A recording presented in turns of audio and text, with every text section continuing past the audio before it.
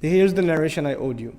وقال سعيد بن جبير عن ابن عباس في قوله. Sa'id ibn Jubair narrates from Ibn Abbas, الوسواس الخناس قال الشيطان جاثم على قلب ابن آدم فإذا سهى وغفل وسوس.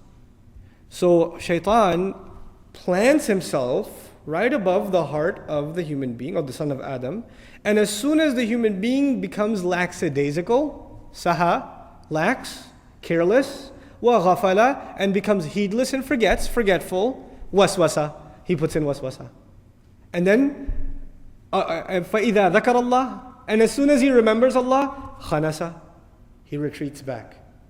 He takes a step back. So when you remember Allah, Shaitan takes a step back. You stop remembering Allah, Shaitan takes a step forward. And he's never stopping. It's not like he sees an opening and says, yeah, I'm tired today. I don't want to do waswasa today. It's been a long few thousand years. He doesn't do that. And why he doesn't do that, we're going to learn in this ayah. Al-waswas al-khannas. Never takes a break. You're going to take a break from remembering Allah. He will not take a break from making you forget. He is working hard. He is working harder than any of us. So we have to fight back hard. It is not something that comes casually. The isti'adha from Shaitan. And Shaitan is really good at what he does. He's really good. You gotta appreciate the hard work he's putting in to throw people into hellfire. It's serious. One of the easiest manifestations of Shaitan, I said, ego, right?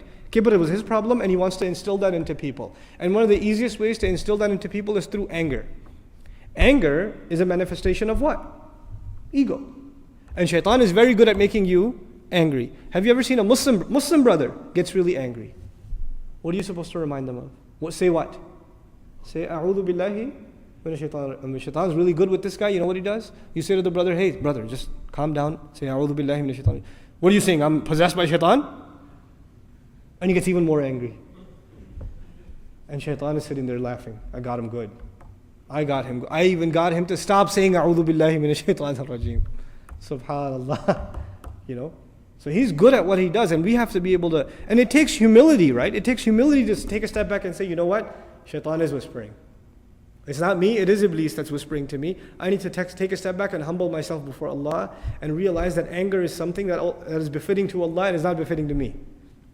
It is not something I should be taking on myself. So I should take a step back and say, A'udhu billahi minash shaitanir rajim.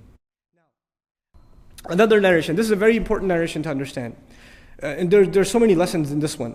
عن أنس في قصة زيارة صفية للنبي صلى الله عليه وسلم وهو معتكف خروجه معها ليلا ليردها إلى منزلها فلقيه رجلان من الأنصار. Okay, so the messenger goes in the night and he's returning his wife Safiya, the mother of the believers, رضي الله عنها, to her home. And on the way in the dark, they saw two of the Ansar. So here's the messenger, here's his wife, radiallahu anha, and there are two of the Ansar that are walking by. Now, the messenger, ﷺ, tells his spouse to stop. And he tells them to stop. So they stop. And then he says, إِنَّهَا صَفِيَّةٌ بِنْ حَيِّ. He said, this is Safiya. This is Safiya. And the Sahaba are like, why are you explaining to us who that is? Right? So the Sahaba say, you know what they say? فَقَالَا, they both said, Subhanallah, Ya Rasulullah.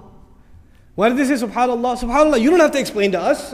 Why would we think that? Why would we think anything wrong? And so the messenger says, إِنَّ الشَّيْطَانَ يَجْرِي مِنْ إِبْنِ آدَمْ مَجْرَى الدَّمْ. Shaitan flows in the son of Adam like the flowing of blood.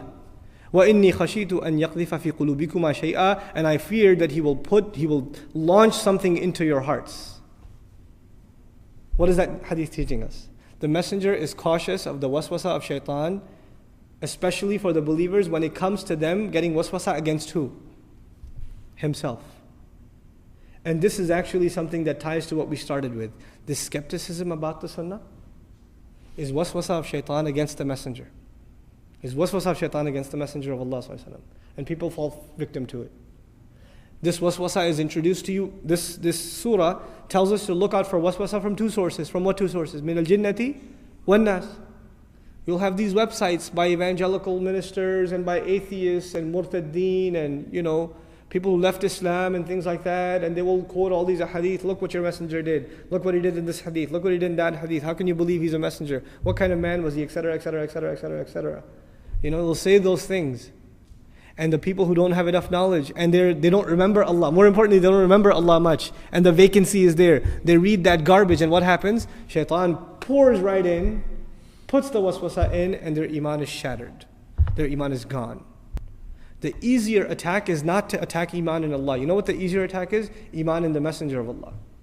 Accepting Allah is one thing. Accepting the Messenger is even further humility, because you have to accept a human being's authority now, who's going to be telling you what Allah wants from you.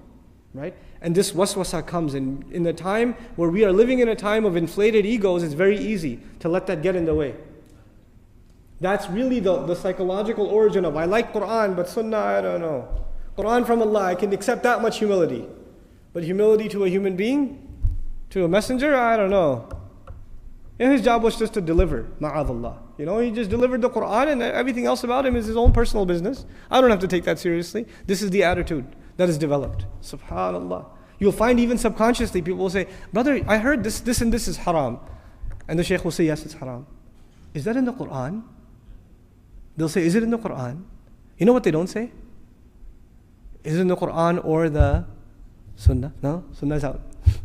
If it's not in the Quran, it's not that haram then. It can't be that haram because it's not in the Quran. That's the attitude that's developed. Subhanallah. This is waswasa of Shaytan. This is a big waswasa of our time. And this is against the nobility and the place of the Messenger of Allah ﷺ, and he was afraid that the Sahaba would even get the wrong idea about his character, even though they know him like that. But Shaytan is just that powerful. If he's that powerful against the Ansarul Medina who see Rasulullah ﷺ with their eyes, and he can get to them, he can't get to us. He can't get to us. We have to be careful. We have to watch out.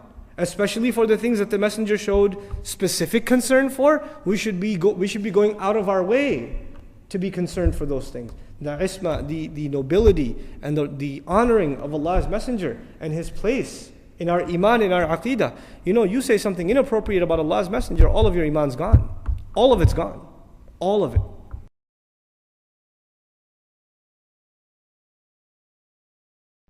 Download our mobile applications or register on our official website to get access to exclusive content. Links given in description of video.